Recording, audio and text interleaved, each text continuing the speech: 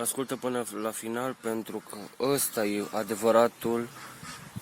adevăratul mesaj, adevărata motivație pe care trebuie să o asculți în fiecare zi.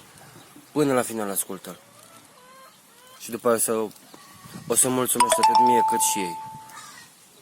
Guess what? Guess what? This is where you're going to end up. All your goals, your dreams, your insecurities, your happiness is going to end up here. Whatever you are fighting for is going to end up here. People's opinion end up here. You being miserable here. Are you happy? You're going to end up here. Are you unhappy? You're going to end up here. Are you succeeding? You're going to end up here. Are you failing out? You're going to end up here. Whatever it is that you are doing with your life, you're always going to end up here. So why don't you live? Because before death, there is life.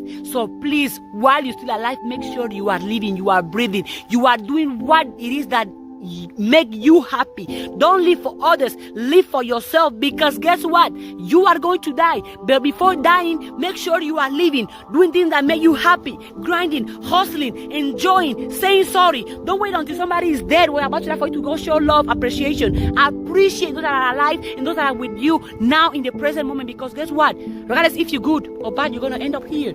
But before ending up there, live.